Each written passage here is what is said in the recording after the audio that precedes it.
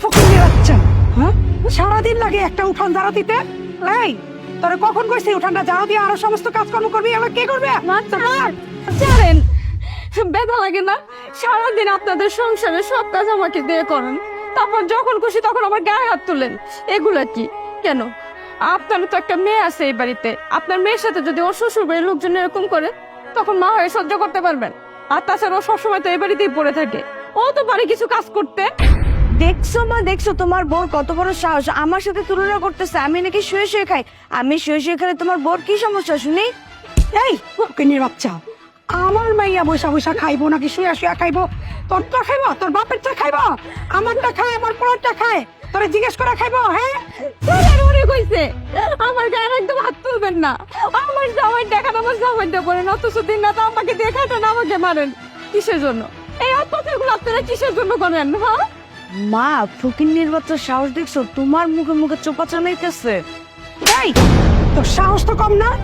একে তো তুই আমার মাইয়ার সাথে তোর তুলনা করস, তুই একটা ফকিন্নির মাইয়া, কেমনে তুই আমার মাইয়ার সাথে তোর নিজের তুলনা করস? হ্যাঁ, আর এই যে তুই কইলি না যে আমার স্বামীরটা খান, তোর স্বামীটা আসলে কই থেকে শুনি? তোর স্বামী তো আমার পেটের সন্তান, আমার পোলা, আমার পোলার টাকায় এই সংসার চলে, আর এই বাড়ি চলে আমার কথায়। আমার কথা যদি না শুনতে পারবি তাহলে সোজা এই বাড়ি থেকে বের হয়ে যাবি ফকিন্নির বাচ্চা। আর শোন, 2 ঘন্টার ভিতরে রান্না করবি, খাবার দিবি। যদি 2 ঘন্টার ভিতরে খাবার না দিবি তাহলে কিন্তু তোর খবর আছে, তোর কপালে শনি আছে, এই বাড়ি থেকে তুই চিরতরে বাইরে হয়ে যাবি। ধর, যাই কাপড়গুলো ধর, ফকির নিরাচ্ছা, চল ফকির নিরাচ্ছা।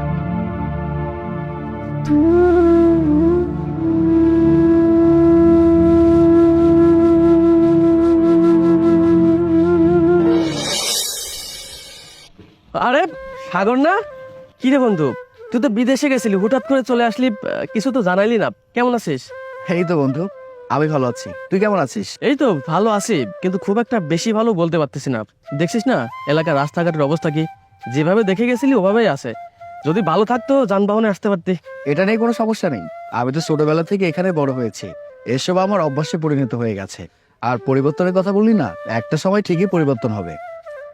আচ্ছা দোস্ত, আমি তোকে একটা কথা বলতে চাচ্ছিলাম, তুই জানিস কি না? আহ, কি ব্যাপার? মানে ওই কিভাবে যে বলি, তোর বউ মানে আমার ভাবির সাথে তোর মা তোর বোন যে আচরণ করে, আমার কাছে কেমন যেন লাগে, খুব একটা ভালো আচরণ করে। আমি একদিন হুট করে দেখেই ফেলেছিলাম। এই ব্যাপারটা হয়তো তোকে ভাবি বলছে কিনা আমি জানি না। আর তুই তো ওই যে বিদেশে চলে গেলি, টাকা পয়সা ঠিক মতো পাঠাচ্ছিস, কিন্তু সেই টাকা দিয়ে তোর বউয়ের ঠিক মতো যত্ন হচ্ছে কিনা, ঠিক মতো খাচ্ছে কিনা, বা তার উপর তোর মা তোর বোন ঠিক মতন ব্যবহার করছে কিনা, এটা তো কখনো জানিস নাই বা খোঁজ খবর নিস নাই। আমার মনে হয় তোকে অনেক কিছু লুকানো হয়েছে। তুই কি জানিস এই ব্যাপারটা? আরে কিসব কথা বলছিস তুই? তোর মনে হয় কথা ভুল হচ্ছে। দেখ, আমার জানা মতে এমন কোনো কিছু হবে না। তার কারণ একটাই, আমার বউয়ের সাথে আমার কন্টিনিউ কথা হয়। তার সাথে যদি কোনো ঝামেলা হতো আমাকে তো ফোন করে বলতো যে আমি এই সমস্যার মধ্যে আছি নাকি। আর তাছাড়া আমার মায়ের প্রতি, আমার বোনের প্রতি আমার যথেষ্ট বিশ্বাসের জায়গা আছে। ভুলভাল কথা বলিস না বন্ধু, তুই যা তো। না, আমি জানি তোর বিশ্বাস হবে না, আর বিশ্বাস হবে বা কেন? যেহেতু তুই দেশে আসছিস, বাড়িতে কয়দিন থাক, তখন ঠিকই বুঝতে পারবে। আমি যাই রে, একটু কাজ আছে, বিকেলবেলা তোর সাথে দেখা করবো না। ঠিক আছে, আসি। আমার বন্ধু আমাকে কিসব কথা বলে গেল, আমি তো কোনো কিছুই মেলাতে পারছি না। আমার বোন, আমার মা আমার বউয়ের সাথে খারাপ আচরণ করে, অথচ আমি কিছু জানি না। আমার তো কোনোভাবে বিশ্বাসই হচ্ছে না। না, আগে বাড়িতে যাই, তারপর দেখা যাবে। বেরো বেরো বেরো ফকিন্নির মাইয়া, বাপের কাছে নালিশ দেশ আমাদের নামে না? আজকে তোর এই বাড়ি থেকে বেরো বাইরে। মা, কি হচ্ছে সব? বাবা তুই তুই হঠাৎ না বলে চলে এলি, আমাদের তো জানাইলিও না। হ্যাঁ, আমি হঠাৎ করে আসলাম। তার আগে বলো তো, তোরা মায়ের সাথে কি করছিলে? আরে কিছুই না, তুই জানিস না বাবা, সারাটা দিন আমি আর আমার মেয়ে এই সংসারে কেটে চলেছি। ওকে আমি বসে বসে খাওয়াই রাজধানীর মতো রাখছি, আর ও কিনা আমাদের সংসারের সব খবরাখবর ওর বাবার বাড়িতে পাঠায়। কেন এই জিনিসটা খারাপ না বল? সমাজ তো আমাদের একটা মান সম্মান বলে কথা আছে। মাহি, মা এতক্ষণ যা কিছু বলেছে সব কি সত্য না মিথ্যে? না, বিশ্বাস করেন কোনো কিছু সত্যি না।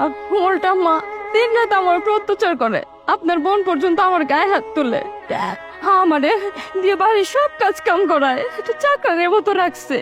আমি কোনোদিন আপনারে কিছু কই নাই আপনি দূরে থাকেন, আপনি চিন্তা করবেন এইটা ভাইবা আমি কখনো কই নাই। কিন্তু আজকে তো আপনি নিজের চোখে দেখলেন ওনা আমার লগে কি করতেছে। মা, মাহি এতক্ষণ যা কিছু বলেছে তোমার কাছে কি মনে হয়, সত্যি কথা বলছে না মিথ্যা কথা বলছে? না না ভাইয়া, ভাবি না সব মিথ্যে কথা বলতেছে। মা আর আমি কত কাজকর্ম করি তুমি জানো, ভাবিকে তো কোনো কাজকর্ম করতে দেয় না। মা দিন শেষে নামাজ পড়ে তোমার জন্য দোয়া করে, কান্নাকাটি করে যেন তুমি ভালো থাকো, তোমার বউ ভালো থাকে। উল্টা তোমার বউ মায়ের নামে যা তা বলছে তুমি তাই বিশ্বাস করছো? এই চুপ কর, আর একটা মিথ্যা কথা বানিয়ে বলবি না। কোনটা সত্যি আর কোনটা মিথ্যে আমি স্পষ্ট ক্লিয়ার হয়ে গেছে। কি মিথ্যা কথা বানিয়ে বলা হচ্ছে? তোরা কি ভেবেছিস আমি কোনো কিছু জানি না বুঝি না এমনটা? হ্যাঁ, আমি এটা মানছি যে আমি এতদিন বিদেশের মাটিতে ছিলাম, মাই আমাকে কোনো কিছু বলেনি, বলার হয়তো আমার সুযোগ ছিল না। কারণ একটাই, কারণ মাহি এই পরিবারের মানুষগুলোকে ভালোবাসে। এই পরিবারটার প্রতি তার যে মায়া মমতা ভালোবাসা সেটা অন্য কারোর মধ্যে নেই। মাই আমাকে একটা বারের জন্য বলেনি যে তোমার মা তোমার বোন আমার সাথে খারাপ আচরণ করছে, বলেনি। বিশ্বাস করো, আমি যখন ওকে জিজ্ঞাসা করেছিলাম তুমি কি সুস্থ আছো, ঠিক আছো, তোমার কোনো সমস্যা হচ্ছে না তো, সে একটা কথা আমাকে বারবার বলেছে, আমার কি সমস্যা হবে, এই পরিবারটা তো আমার, আমার মা আমার বোন আমার সাথে কখনো খারাপ কিছু করতে পারে না। ওকে ফাইন ওয়েল, আমি সেই কথাটা বিশ্বাস করেছি, একটা বারের জন্য আমি বিশ্বাস করিনি। কারণ আমারও একটা বিশ্বাস ছিল যে আমার মা আমার বোন আর যাই হোক আমার বউটার সাথে খারাপ কিছু করতে পারে না। আর আমি এই মাইকে আমি বিশ্বাস করে ভালোবেসে বিয়ে করেছি। সে আমার বিশ্বাসটা কোনোভাবে নড়বড় করেনি। আমি মানছি ওর বাবা গরিব, আর্থিক অবস্থা খুব একটা ভালো না, তাই বলে তোমরা তার সাথে খারাপ আচরণ করবে? সেটা কি ঠিক? হ্যাঁ, আমাকে বলো তো। তোমরা কথা বলার ভাষা নেই আমি জানি, আর ভাষা থাকবে কি করে? তোমরা এতদিন আমার সাথে মিথ্যা কথা বলেছো, আমাকে বারবার একটা কথা বলেছো, তোর বউ একটার পর একটা আবদার আমাদের কাছে করে। এসব কথা আমাকে বানিয়ে বলেছো না? বলেছে তো, আমি বিশ্বাস করেছিলাম। হ্যাঁ, হতে পারে ওর সাথে আমার বিয়ে হচ্ছে খুব বেশি দিন না, ওকে এখানে রেখে আমি বিদেশে গেছি, হয়তোবা সে বিভিন্ন আবদার করতেই পারে। ওকে ফাইন ওয়েল, কিন্তু এখন আমি বুঝতে পেরেছি আমার বউ কখনো ভুল ছিল না, ভুল ছিল তোমরা। আরেকটা কথা, আমি এতদিন এত কষ্ট করে বিদেশের মাটিতে পরিশ্রম করলাম, সেই টাকা তোমাদেরকে পাঠিয়েছি, কারণ ছিল তো অবশ্যই আমার বউটা যেন ভালো থাকে, এই তোমরা যেন ভালো থাকো। কিন্তু তোমরা তো আমার বিশ্বাসের সাথে খেলেছ, তোমরা আমার বিশ্বাসের সাথে খেলেছ। আমি বিশ্বাস করে আমার বউটাকে তোমাদের কাছে রেখেছিলাম, আর তোমরা একের পর এক তার সাথে খারাপ আচরণ করেছো, তার গায়ে পর্যন্ত হাত তুলেছো। এই সমস্ত কথা একটা বারের জন্য বলেনি ও আমাকে, কারণ তোমাদেরকে ভালোবাসতো। এত কষ্ট করলাম যাদের জন্য, এই পরিবারটার জন্য। এই যে এত সুন্দর একটা বাড়ি কার টাকা হয়েছে? আমার পরিশ্রমের টাকায়। আমি এতদিন যদি বিদেশের মাটিতে পরিশ্রম না করতাম, বিশ্বাস করুন আমি নিজের জন্য একটাবার ভাবিনি। যখন যেটা তোমাদের প্রয়োজন হয়েছে সে আবদারটা পূরণ করার চেষ্টা করেছি। এমনও সময় গেছে আমি ঠিকমতো খেতে পারিনি, চলতে পারিনি, কিন্তু তোমাদেরকে আমি বলিনি, তোমাদেরকে বলার প্রয়োজন বোধ মনে করিনি। আমার কাছে মনে হয়েছে আমার পরিবারটা যদি ভালো থাকে আমি ভালো থাকবো, কিন্তু সেই পরিবারের মানুষগুলো নিজের প্রয়োজনে আমার বউর সাথে খারাপ আচরণ করবে, সেটা আমি মেনে নেবো, সেটা কখনো হতে পারে না। অনেক হয়েছে, তোমরা অনেক কিছু করেছো।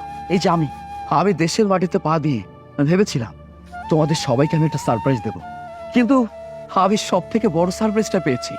যাদেরকে এত বেশি বিশ্বাস করলাম, যাদেরকে এত বেশি আপন ভাবলাম, আর সেই মানুষগুলো আমার বউর সাথে অন্যায় অবিচার করে যাচ্ছে। অনেক হয়েছে, আর নয়, অনেক সহ্য করেছি আমি, নতুন করে আর কোনো কিছু সহ্য করতে চাই না। আর দোলা, তোকে বলছি, তুই আজকে আমার বউর সাথে যে আচরণ করেছিস, একটা বারের জন্য কি ভেবে দেখেছিস তোর সাথে যদি তোর শ্বশুর বাড়ির লোকজন এমনটা করে তোর ভালো লাগবে? ভালো লাগবে না, কারো ভালো লাগে না।